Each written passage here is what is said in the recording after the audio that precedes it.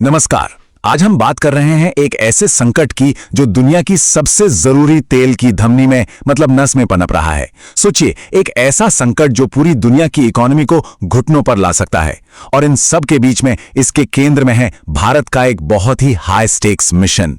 हाँ, बिल्कुल सही सुना। अगर स्ट्रेट ऑफ हॉर्मुज बंद हुआ तो समझिए कि दुनिया का तेल ही रुक सकता है, और अगर तेल रुका तो दुनिया की रफ्तार थम सकती है। तो चलिए आज इसी पूरे मामले की तह तक चलते हैं। तो ये पूरी कहानी शुरू कहां से होती है? ये होती है स्ट्रेट ऑफ हॉर्मुज से। देखिए, ये एक ऐसा नाम है ना जो एनर्जी मार्केट्स में खतरे की घंटी की तरह है। कहने को तो ये बस पानी का एक पतला सा रास्ता है, पर इसने पूरी ग्लोबल इकोनॉमी को एक तरह से बंधक बना रखा है। तो सवाल ये है कि आखिर ये स्ट्रेट ऑफ हॉर्मुज है क्या और कहां है?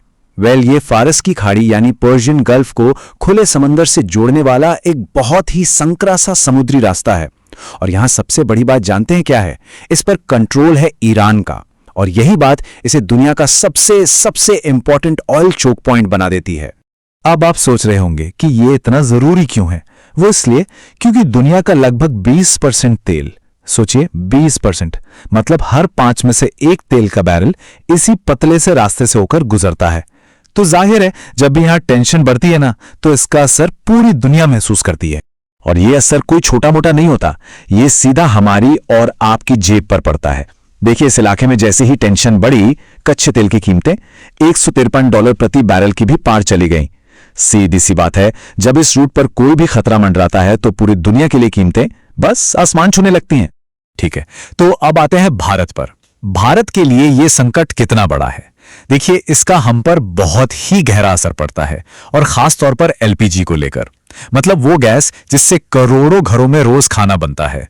और उस वक्त भारत के पास इसका सिर्फ कुछ ही दिनों का रिजर्व बचा था। सिचुएशन काफी गंभीर थी। और यहीं पर कहानी में एंट्री होती है एक एलपीजी टैंकर की, जिसका नाम है शिवालिक। ये कोई मामूली जहाज नहीं था। ये अकेला टैंकर 46,000 मीट्रिक टन एलपीजी लेकर भारत के लिए एक बहुत ही खतरनाक सफर पर निकला था। समझिए कि इस एक अकेले मिशन पर हमारे देश की पूरी एनर्जी सिक्योरिटी टिकी हुई थी। और मिशन कामयाब रहा। शिवालिक और उसके साथ एक और टैंकर नंदा देवी दोनों सेफली भारत पहुंच गए। ये दोनों मिलकर 90,000 मीट्रिक टन से भी ज्यादा एलपीजी लेकर आए। अब ये कितना होता है अंदाजा लगाइए। ये करीब 65 लाख कुकिंग गैस सिलेंडर भरने के लिए काफी है। मतलब देश के लिए पूरे एक दिन की क्रूशियल सप्लाई सिक्योर हो गई थी। ये भारत की डिप्लोमेसी और नेवी के लिए एक बहुत बड़ी जीत थी। लेकिन सबसे बड़ा सवाल तो अब भी वही है, जब रास्ता इतना खतरनाक था, इतने सारे खतरे थे, तो आखिर ये जहां सुरक्षित भारत पहुंचे तो पहुंचे कैसे? इसका जवाब छिपा है भारत की 2-pronged स्ट्रैटेजी में, यानी एक दो तरफा रणनीति में। एक तरफ समंदर में हार्ड पावर का इस्तेमाल, और दूसरी तरफ डिप्लोमेसी के गलियारों में सॉफ्ट पावर, यानी सधी हुई बातचीत। तो जो मिलिट्री वाला हिस्सा था, उस रणनीति का एक नाम है ऑपरेशन संकल्प। ये इंडियन नेवी का एक खास मिशन है, जिसका सीधा सा मकसद है भारतीय जहाजों की सुरक्षा को हर हाल में सुनिश्चित करना। एक बात यहां समझनी बहुत जरूरी है, नेवी का काम यहां सिर्फ सर्विलेंस यानी निगरानी करना नहीं था। देखिए, सर्विलेंस का मतलब होता है दूर से एक बड़े इलाके पर नजर रखना, लेकिन यहां नेवी एस्कॉर्ट कर रही थी। एस्कॉर्ट मतलब साथ चलकर सीधी क्लोजिंग प्रोटेक्शन देना, ताकि हमारे जहाजों को खतरनाक रास्तों से, खासकर समुद्री डाकुओं जैसे खतरों से सेफली बाहर निकाला जा सके। तो ये एस्कॉर्ट ऑपरेशन होता कैसे है? होता यह है कि सबसे पहले इंडियन नेवी अपने वॉरशिप्स को गल्फ ऑफ एडन जैसे हाई रिस्क जोन में तैनात करती है। इसके बाद वो हमारे टैंकर्स के लिए एक सेफ कॉरिडोर, मतलब एक सुरक्षित गलियारा बनाते हैं। फिर ये वॉरशिप्स समुद्री डाकुओं जैसे किसी भी खतरे से हमारे टैंकर्स को एक्टिवली बचाते हैं, और उन्हें उस खतरे वाले इलाके से सेफली बाहर निकालकर लाते हैं। तो ये तो हुई हार्ड पावर की बात, लेकिन इसके साथ साथ पर्दे के पीछे डिप्लोमेसी की एक बहुत बड़ी शतरंज की बिसात भी बिछी हुई थी। क्या इन जहाजों के सेफ पैसेज के लिए कोई सीक्रेट डील हुई थी? अब देखिए अफवाह क्या थी। मीडिया रिपोर्ट्स में कहा गया कि भारत ने ईरान के 3 जब्त किए गए टैंकरों को छोड़ने के लिए एक डील की, और बदले में अपने जहाजों के लिए सुरक्षित रास्ता लिया।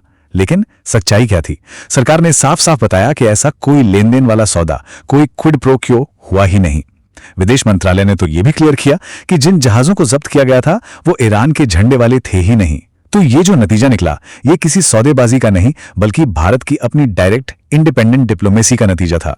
इस बात को भारत के विदेश मंत्री एस जयशंकर ने और भी साफ कर दिया। उनका बयान था, हम ईरान से बातचीत कर रहे हैं, लेकिन ऐसा नहीं है कि सिर्फ हम ही कर रहे हैं, फ्रांस और इटली जैसे यूरोपियन देश भी कर रहे हैं, हम अकेले नहीं हैं। उनके इस बयान से एक बात बिल्कुल साफ हो जाती है, ये एक ग्लोबल मुद्दा है और भारत इसके सॉल्यूशन में एक बहुत ही अहम प्लेयर है। इसी दौरान सोशल मीडिया पर भी एक अलग ही कहानी चल रही थी।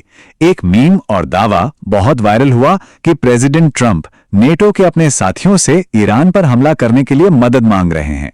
All of the NATO allies agreed with us, but they don't want to, despite the fact that we help them so much, we have thousands of soldiers in different countries all over the world, and they don't want to help us. लेकिन fact check करना जरूरी है। सच ये है कि NATO का article 5 आपसी रक्षा के लिए है। मतलब अगर किसी सदस्य देश पर हमला होता है तो सब मिलकर बचाएंगे, ये किसी पर हमला करने जाने के लिए नहीं है। और नतीजा क्या हुआ? कनाडा जैसे नेटो देशों ने इसमें शामिल होने से साफ मना कर दिया। अब अगर हम इन सब घटनाओं को जोड़कर देखें तो ये एक बड़ी तस्वीर की तरफ इशारा करता है। ये दिखाता है कि कैसे भारत इस मल्टीपोलर दुनिया में, मतलब जहां कई पावर सेंटर्स हैं, वहां किसी एक गुट का हिस्सा बनने के बजाय अपनी शर्तों पर अपना एक अलग रास्ता बना रहा है। और भारत की इस बैलेंस डिप्लोमेसी को अब दुनिया भी पहचान रही है। यहां तक कि फिनलैंड के प्रेसिडेंट ने यह सुझाव दिया कि भारत, जिसके दोनों ही पक्षों से अच्छे रिश्ते हैं, वो इस टेंशन को कम करने में एक मीडिएटर यानी मध्यस्थ की भूमिका निभा सकता है। Foreign Minister Jaishankar calling for a ceasefire and negotiations just to calm down the temperature and freeze the situation that it is. लेकिन एक पल के लिए सोचिए, वो सबसे बुरा सिनेरियो क्या होगा अगर ये सारी कोशिशें नाकाम हो जाएं और स्ट्रेट ऑफ हॉर्मुज़ पूरी तरह से ब्लॉक हो जाए। इसके जो नतीजे होंगे वो बहुत ही भयानक होंगे। एक डोमिनो इफेक्ट शुरू हो जाएगा। ग्लोबल ऑयल सप्लाई तुरंत इंस्टेंटली 20% कम हो जाएगी।